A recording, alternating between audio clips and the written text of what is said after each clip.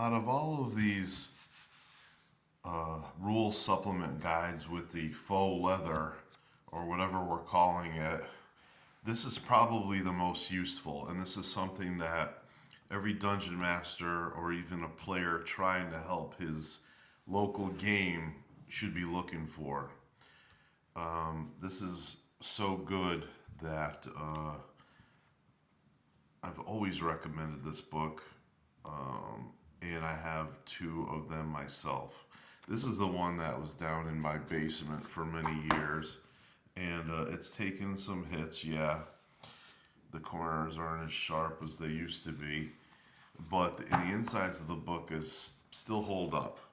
There's a little bit of yellowing on the paper edges, but let's take a look now at what's inside the book. Right away, they start going over armor, whether it's padded, whether it's leather, and everything in between, all the way and up to full plate mail. They talk about studded leather armor, spiked leather, and they've got images to show you what it is. Now, one of the biggest hassles in the game was some of the new creations of armor, such as hide armor.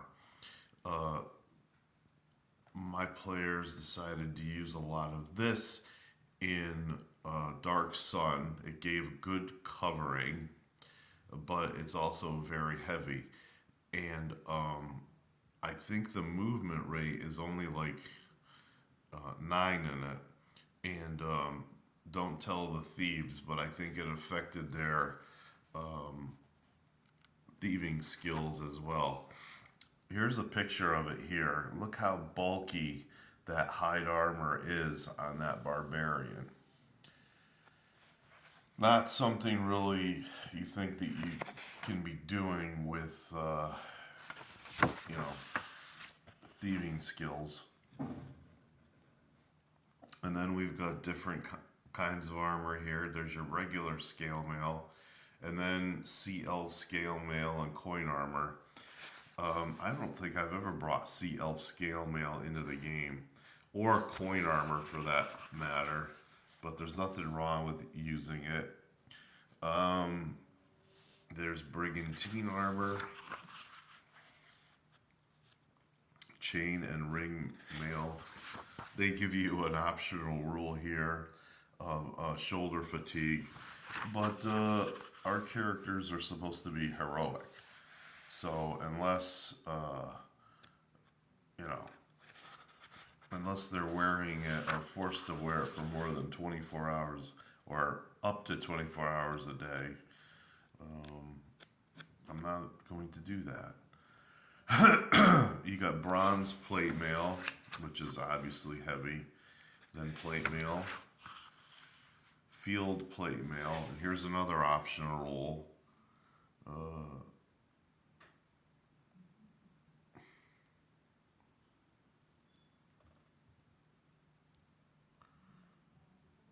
Okay. The plate mail will actually begin to start falling apart if it's in poor repair. And yeah, every once in a while as DM, you're gonna want to tack on some repair costs. You might have them roll, say something like 2 die 10, and if it's over 10, maybe after a few battles, the player will notice some repair work needing to be done. Full plate armor, however you decide to do it in your game. But the fighter should have to expend some funds. You've got full plate armor, and that's the most expensive as far as I can tell. I don't think I've ever used Gnomish Workman's leather armor. And then there's Elven Chainmail, which Gary Gygax in the original Player's Handbook said it was not magical, but Unearthed Arcana basically completely turned all that around. Drow Chainmail, which, as you know, if you take it up to the surface within around 20 to 30 days. It's going to start rotting, and it'll become worthless after about that time. There's dwarven plate. It looks like it's actually well crafted. They probably wouldn't make it for humans. Someone would have to really be important or considered a dwarf friend for them to make it. Now, see, I was right.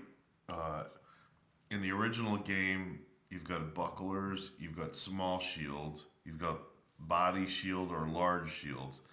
But I came up with the idea of a medium shield and fixed the price in between a small and large shield. And here we go. It's kind of, you know, interesting that they would add that. Let's see, you've got barding.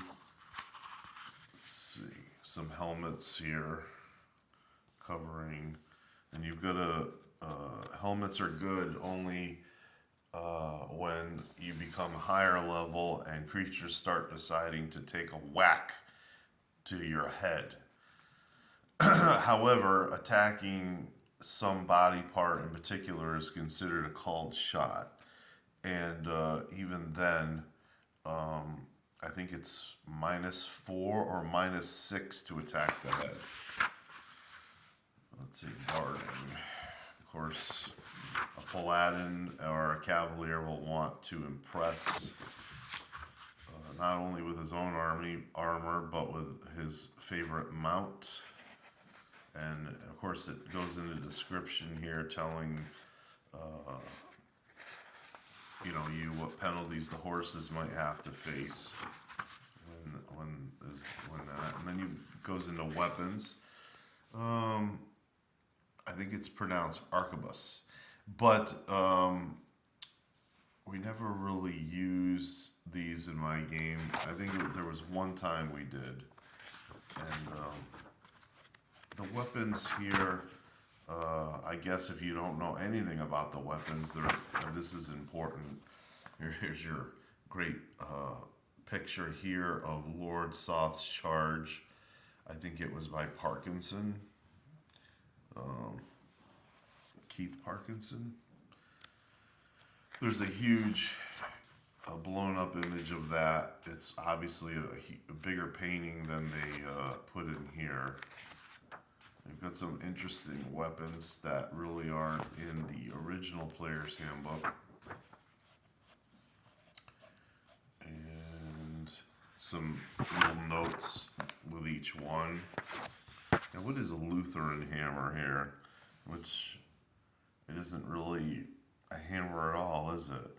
I think it's meant to swing down and punch into someone's armor around the shoulder or chest. Nasty business. After the weapons, if I can get through. Here we go. There's your David and Goliath business. Of course, they cover all the swords. Tridents. Let's see, we're getting close here. Yeah, and you've got a huge table of weapons here.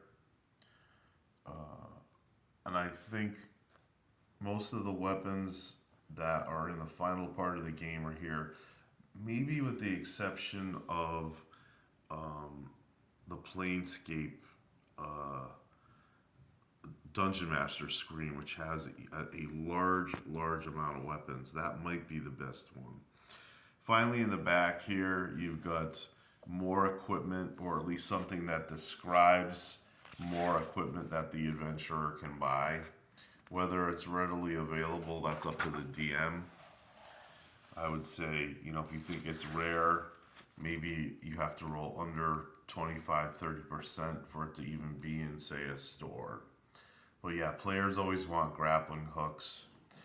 Or here's one thing that's important here, a healer's bag.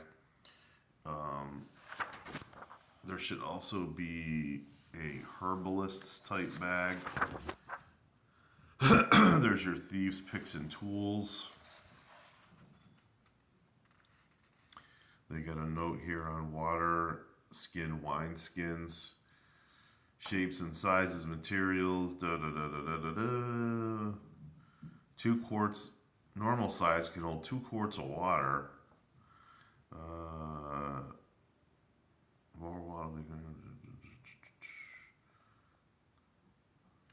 And it tells you that if you're walking around the desert, the player or the character may find it necessary to drink as much as 2 gallons per day. So yeah, I ran a Dark Sun campaign, and the players had to essentially put barrels of water on a cart that they would drag around. And once in a while they'd have a beast of burden, but after that died, they would use the beast for food. You go. And now we're getting more into not modern, but less dark ages and more. But there's some of the gear there, and it just continues going further and further.